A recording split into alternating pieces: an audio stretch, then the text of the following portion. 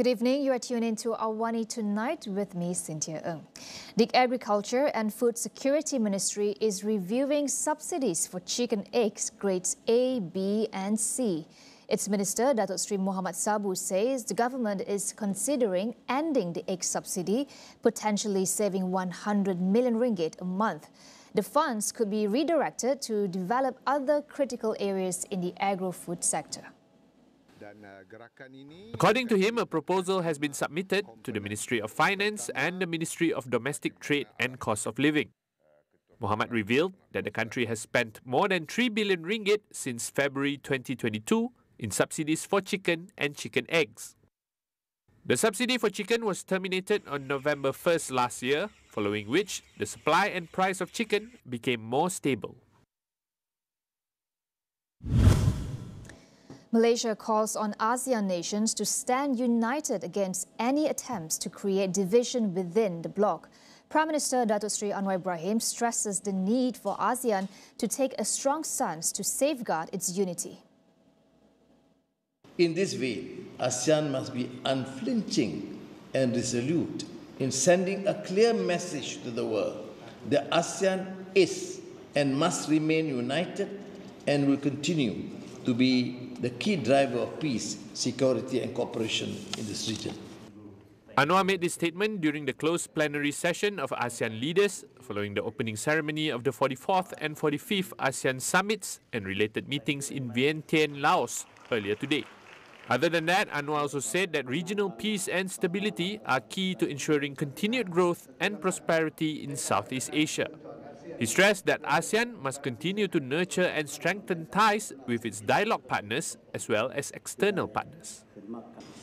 We cannot overstress the importance of dialogue and cooperation, forming the fundamentals of amity and good relations. Therefore, we encourage our dialogue partners to manage their differences in order to obtain positive outcomes. Speaking at the ASEAN Summit, Natural Resources and Environmental Sustainability Minister Nik Nazmi Nik Ahmad urges member states to tackle climate vulnerabilities together. He warns that the risks of climate change are widespread across the region, putting millions of lives and livelihoods at risk. With 87 million people living in areas at risk of flooding, 5 countries in ASEAN identified as the most affected by extreme weather events in the last decade, and so on and so forth. The list goes on. Thus, climate vulnerability is a reality that ASEAN countries will need to overcome, not only at the national level, but collectively as a region. He also stressed on the importance of ASEAN cooperation to drive sustainability goals and achieve global net zero targets. In this way, Malaysia is set to take over the ASEAN chairmanship in 2025.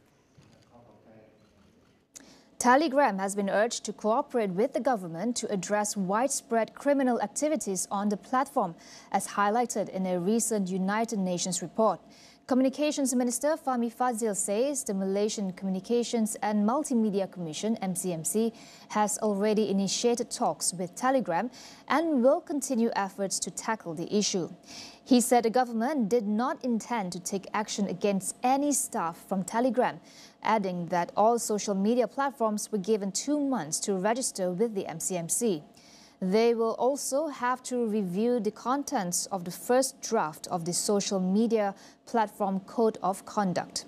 The UN previously revealed that powerful criminal networks in Southeast Asia were operating on Telegram. It follows France's arrest of Telegram CEO Pavel Durov for allowing criminal activities on the platform.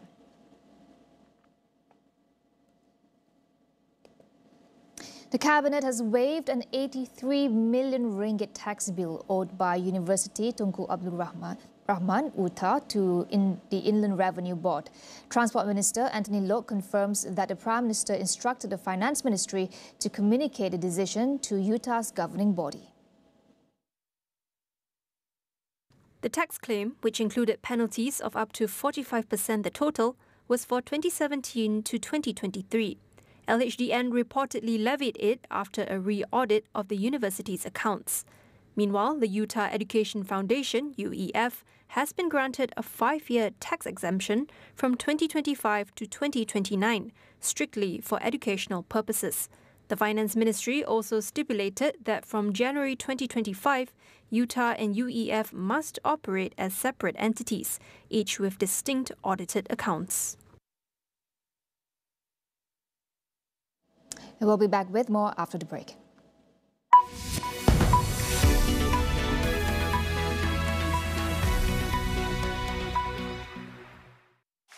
Rambut gugur lagi? Macam mana Gunakan Pantene baharu dengan provitamin mikro yang meresap dan menguatkan rambut dari dalam. Rambut 10 kali lebih kuat terhadap rambut gugur. Pantene baharu.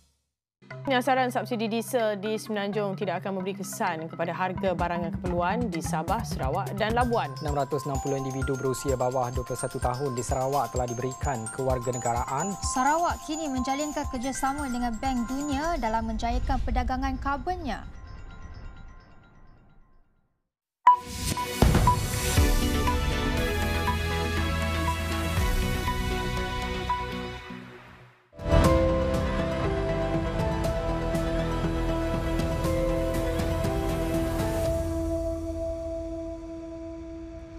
Pro-Palestinian supporters in Canada rallied in the streets of Toronto, accusing their government of complicity in what they describe as Israel's genocide in Gaza. The protest, held in front of Ontario's Parliament Hall, featured flags, smoke flares and signs displaying the names and faces of victims.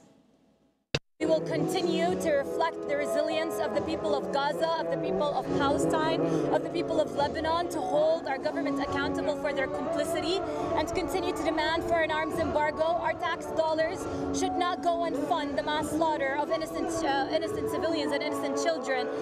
People around the world were holding vigils, ceremonies and protests to mark the first anniversary of an attack on Israel that triggered the war in Gaza as fighting raged on in the enclave.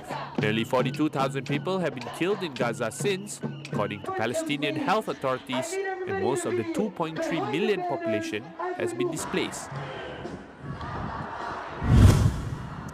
North Korea will cut off road and railway access to South Korea starting Wednesday in a move to permanently shut off and block the southern border. This action marks a significant escalation of hostility as tensions between the two countries reach their highest point in years. North Korea's army described the move as self-defense, claiming it was in response to war exercises in South Korea and the frequent presence of American nuclear assets in the region.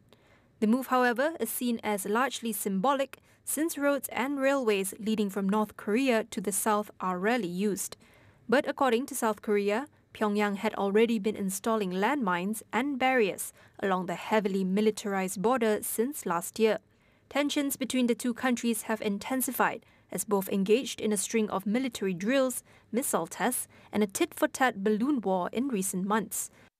Earlier this year, leader Kim Jong-un said North Korea would no longer seek reconciliation and reunification with South Korea, describing inter-Korean relations as a relationship between two hostile countries and two belligerents at war. Brazil's Supreme Court has lifted the ban on social media platform X, formerly known as Twitter, after the company paid substantial fines and blocked accounts accused of spreading misinformation. Justice Alexander de Moraes, who had been locked in a months-long feud with owner Elon Musk, granted X the permission to resume operations in the country effective immediately. Moraes had blocked access to the platform after it had refused to ban several profiles deemed by the government to be spreading misinformation about the 2022 Brazilian presidential election. In response, Musk, who had denounced the orders as censorship and called Moraes a dictator, fired the company's Brazilian staff in late August and closed X's office in Brazil. But in September, Musk reserved his position and began to comply with the court's orders. The site reportedly has blocked accounts flagged by the court, paid fines totaling $5.1 million, and agreed to appoint a local representative as required by Brazilian law. Brazil is one of the biggest markets for the platform across the globe, as well as its largest in Latin America, with an estimated 22 million users.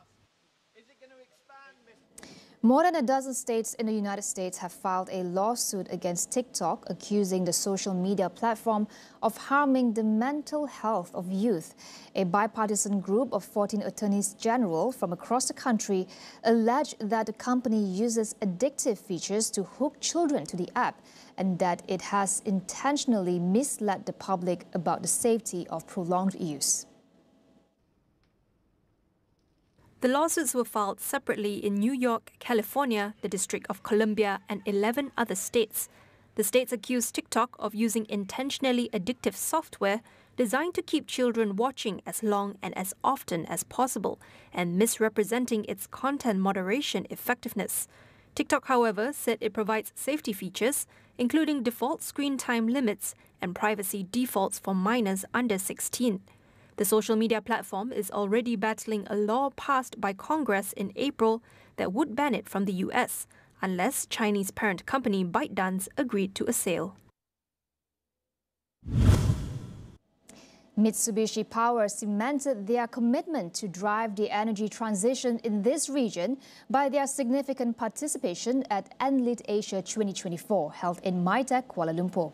Contributing to keynote speeches, panel discussions, knowledge hub presentation, while hosting industry players at its booth, the company showcases determination to provide reliable, high-efficiency energy solutions to support the goal of moving towards a sustainable future. With a wide presence across Asia-Pacific, Mitsubishi Power offers a wide range of innovative decarbonization solutions, enhancing existing technologies that work in tandem with newer and cleaner fuels to meet the region's urgent energy needs. Today, the company celebrates the completion of its largest ever project by capacity, 5,300 megawatt natural gas-fired power plant in Thailand, developed in partnership with Gulf Energy Development and Mitsui & Co. Limited. The existing units have already surpassed 100,000 operational hours, highlighting Mitsubishi Power's commitment to reliable and high-efficiency energy solutions. This project achieved commercial operation on schedule, even under the challenge of COVID-19, then providing the high efficiency and high reliability and contributing to provide the reliable electricity supply to all over Thailand. Then we would like to continue to contribute across the Asia-Pacific region to provide the similar baseload power generation sources. In Malaysia, the company supplies gas turbines capable of co-firing 30% hydrogen for a 500 megawatt combined cycle GTCC power plant in Miri, Sarawak. The power plant, currently being constructed by Petros and Sino Hydro, is a key facility developed to support energy needs under the Sarawak Gas Roadmap. This will open the realistic energy transition to Malaysia to gradually increase such utilization of the cleaner fuels like hydrogen. So with having a lot of collaboration with our stakeholders like TNB or any other partners, we would like to deploy the realistic energy transition solution to Malaysia. As the supplier of similar technologies across 3 power plants in Singapore, Mitsubishi Power demonstrate their expertise and commitment to the energy transition, in line with their goal of achieving net zero emissions across their entire value chain by 2040. All these goals of advancing cleaner power generation, he stressed, would not be achieved without collective efforts across industries, sectors and nations together, solving complex challenges, from infrastructure and transportation to the availability of resources and legislation across geographies in APEC.